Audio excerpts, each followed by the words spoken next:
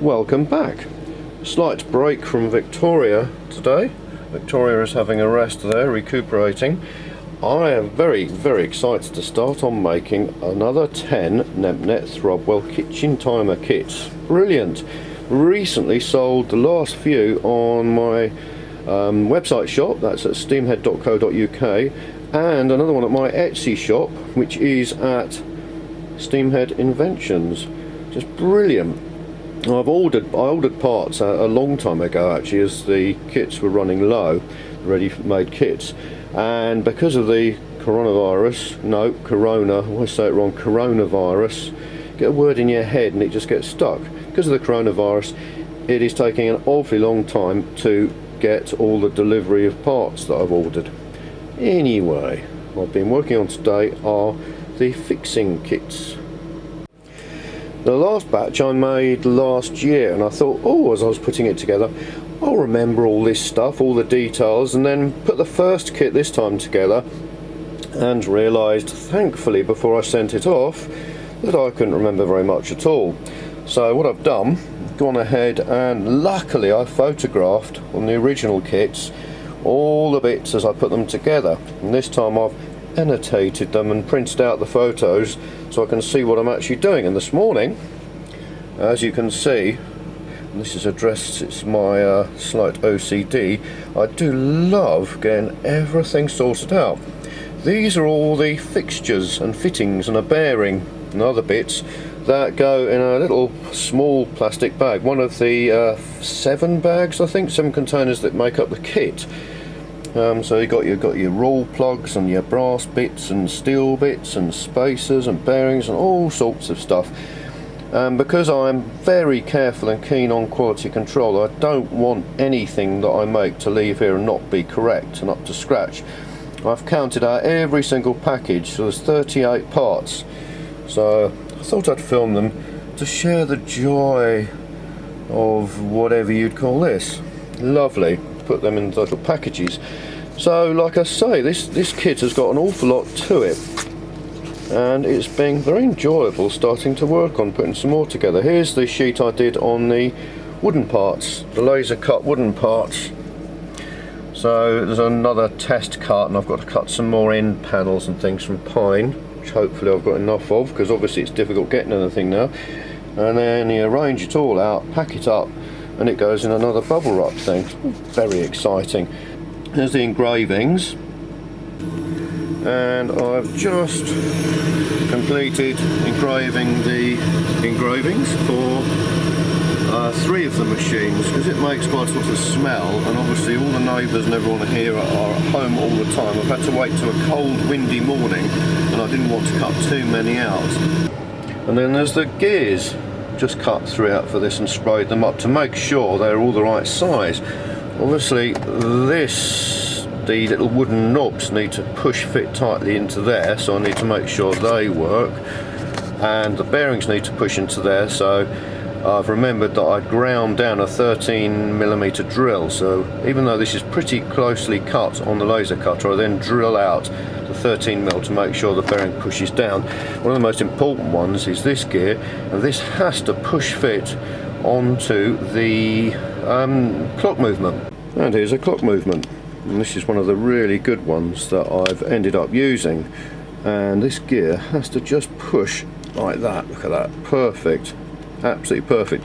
It's even really good that the laser cutter, holes cut on the laser cutter, slightly cone shaped. They get slightly narrower as they go down, but that, or the other way around, I can't remember, but basically it allows them to push onto the center spindle of this clock, because this is injection molded, so it gets slightly wider as it goes down, so it produces a really good fit. And again, this is interesting because I ordered these from a British supplier who obviously gets them made, delivered from China, but good quality. And these ones I tried while I was developing the Nempnett Thrubwell, and they were brilliant. They work really reliably. They've got the little trigger inside, the hour trigger, or lunchtime, or so I think it's an hour trigger. They've got an hour trigger to work the circuit, set it off, those 2 wires, and they are powerful enough to turn the gears. This gear turning the other gear, and then the gear with the little adjuster knob on. and they're powerful enough to work them without any problem at all. And I thought, well, about £8, I thought that's really expensive.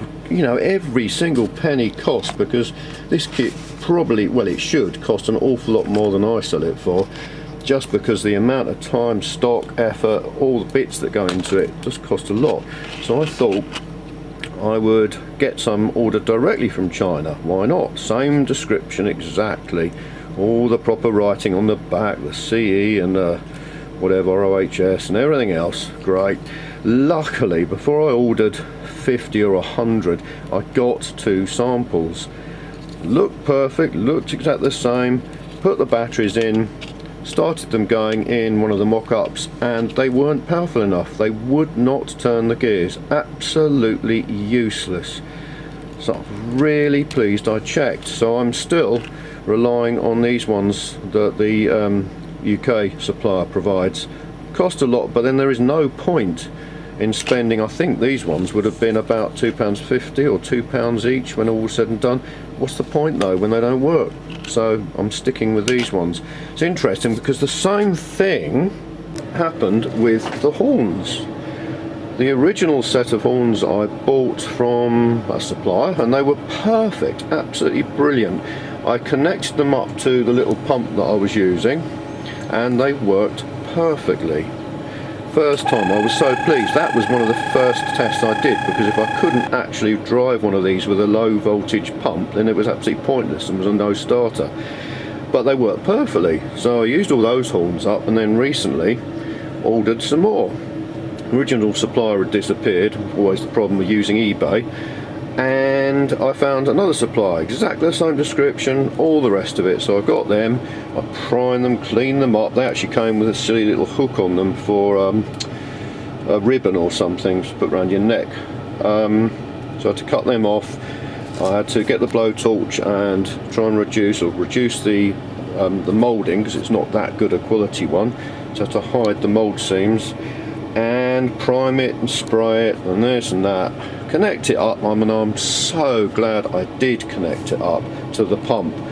As I said earlier, I always have the highest quality control in mind, try and reduce any errors. So I tried it and it doesn't work. None of them work. Absolutely useless. It's because I realised subsequently the original ones had a patent number stamped in them. These ones are nasty Chinese rip-offs. You can see by the back those sort of creases in this membrane. That's why they don't work. If you blow into them, they work, but it just shows you the lack of quality. A pump, a little high pressure pump, and nothing. So 2 things I've done. Well, one thing I've done, which is to trace the patent number off the original one and trace it back to, so glad I worked out how to do it, to a company in Spain. And the original one said made in Spain on them. So I have ordered them from there, so I'm not quite sure how long they'll take to arrive, but I am so pleased. The originals work perfectly every time. These ones useless. Second thing I'm going to do is I'm going to try and design on the 3D printer some sort of little tripod shaped thing that clips on here and has something like one of these little brass adjustment screws. So I found that these do work if you put slight pressure on here, just to bring the membrane closer to the flange or whatever you call it inside. So if I mount one of these, we've got to round the end off so it's not going to perforate it, have it mounted here, so you can just adjust ever such a slight amount of pressure to get it to work. But you know, it's annoying. Mind, mustn't grumble. Yeah, so this one was the cutouts. There's also just a little decorative thing. I mean, anyone else who was doing this, if they were really business minded, they would dispense with all the niceties and just get on with making a load of money. But I can't do that. I have to make it as good as I can possibly get it. So each one has one of these lovely little cutouts from metallic card that just sit behind the display dial, just to add a little je ne sais quoi, as we say in the trade. Yeah, and then the gears, laser cut gears. Oh yeah, look, that's nice, isn't it? I'm so glad I did that. There are the what was it, 7? 1, 2, 3, 4, 5, 6, 8 packages that make up the kit, And there's the box. I've had to order some more boxes, and then fitting it all in. I've worked out carefully how best to fit everything inside to protect it. And then Bob's your uncle, funny's your aunt. A few little compostable pellet things just to fill up the space, and that's it. Excellent. Yeah, and all the electrical bits that I need to solder wires on, I've ordered them, and I'm still waiting for them to arrive. And there's the clock movement. And then all the plumbing bits. Again, this has been interesting because of the coronavirus. My normal suppliers for plumbing fittings aren't working anymore. So I've had to spend a long time on the internet trying to find an alternative supplier. This bit, for example, I haven't got any of these left to show you in real life. This strange looking thing, which is 28mm at the bottom and 15 end feed fitting. They're fairly difficult, they're a fairly specialist thing, but this is what holds the top of the pump and the little flickering candle. And I've spent a long time on the internet trying to find suppliers, plumbing suppliers that will still do this. And the problem is that with anything like this, until you find a good supplier, you can get ripped off so easily. I've found these, the most expensive was £37 for one of them. They range down quite commonly to about £12 each. And eventually I found a brilliant supplier, plumbing supplier in Glasgow, that sells all the plumbing fittings I need for the kit, and these were £1.95. It just shows you, doesn't it? Amazing. Luckily I've had to order some replacement parts, but I still got some of these things, so that's good. That was 20 parts in that, and then there's the glue bit, and the glue bit is interesting. The original kit, I have a little tin that looks like this, which contains the Colron wood stain wax, refined wood stain, whatever. Because I thought, if you're going to sell a kit and it's got laser cut parts that are really pale, steampunk machines aren't pale. Victorian furniture was never pale, it was always very dark, stained, beautiful wood.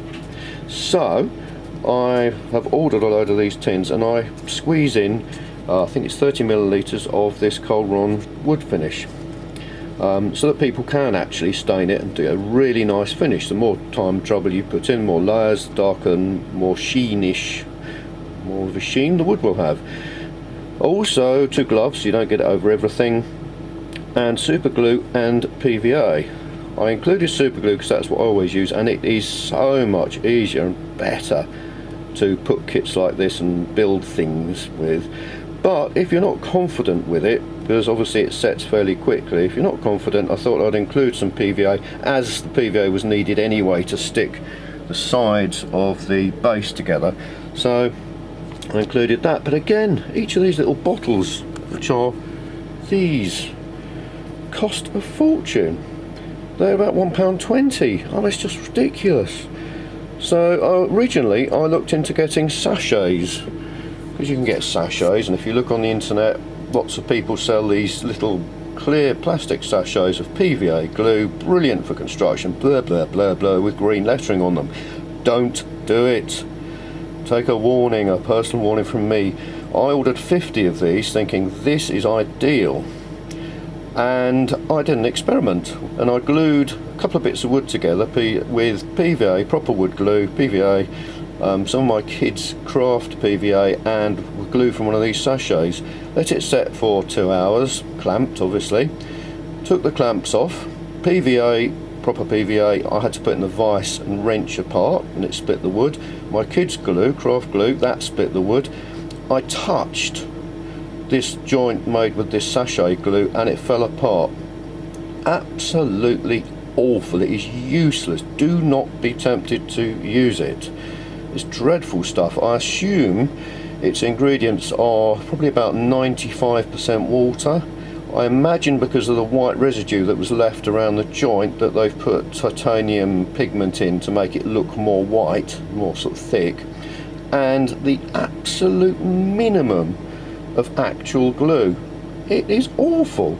Hence the fact I was then forced to think about, well, I need to have proper glue. I can't give customers rubbish glue like that. I want people to really enjoy building this kit. I don't want the first step where you glue the sides on and then you go back to it and they fall off. I mean, you know, I remember back from my days teaching and planning schemes of work, you try and get someone to be able to achieve success as quickly as possible. You don't put all sorts of hurdles in their way. So yeah, so I did that. This time though, I just can't afford this. The cost of all sorts of bits have gone up and I don't want to have to put the cost of the whole kit up. So I'm thinking about using some sort of little sealing bag like this. A smaller one if I can get it, possibly with a double seal would be nice, possibly slightly thicker plastic. Again, it's one of those things where if you want some special version of something, it's very difficult to find because there's so much heck out there. This is a slightly better one. Obviously it's too big, but it's much thicker, more substantial plastic. So I need to find them, because then I can have a little one of these with PVA in it. It means people can reseal it afterwards. I can double bag it. It's all going to be packaged up, so there's not going to be any reason for it to burst or anything. I think I'm going to go with that. Even the little flickering candle effect, flame effect, was odd, because I spent a long time looking at the cost of flickering flame effect LEDs and whether I could actually make or get some of these little push on flame looking silicone molds. Just again, either impossible or too expensive, and it shows how topsy-turvy this world is. The cheapest way was to buy 24 pieces of these little tea lamp things, as they call them, and if you pull out the seal, there, I've pulled out the seal, you switch it on and you get a nice little candle effect.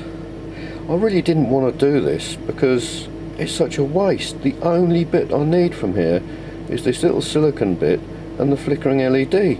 I don't need the enclosure, I don't need the switch, I don't need the batteries. Obviously I'm saving all the bits because I can't bear to throw anything away, and hopefully one day they'll come in handy for something. But it's just such a topsy-turvy world when it is so much cheaper. I think this was, well, it's because they make so many of them. But this 24 of these, I think it was about, it's probably something like £2.40. They're probably about 10p or 25p each. Absolutely ridiculous. And yet a flickering LED, if you bought it by itself, they're about 80p, something like that. I know you can get them cheaper, but that's all I could find before. And as I say, I wanted this nice little flame effect because it makes it look so good. So strange. Putting kits together is fascinating and quite frustrating regularly, but when you get there, as with all these inventions, it is very rewarding, and it's lovely to hear back from people when they say they've really enjoyed building them. Yeah, and there's the original list that turns out not to be accurate at all. So onwards and upwards, I'll get all these in little bubble wrap things and then start cutting out some other bits and pieces. Thank you very much for watching. Remember, these will be available shortly on my website, but you can always book one in advance, and that is at steampunk.co.uk, or my Etsy shop, which I haven't actually made a sign for, but that's Steamhead Inventions at Etsy. Thank you very much for watching.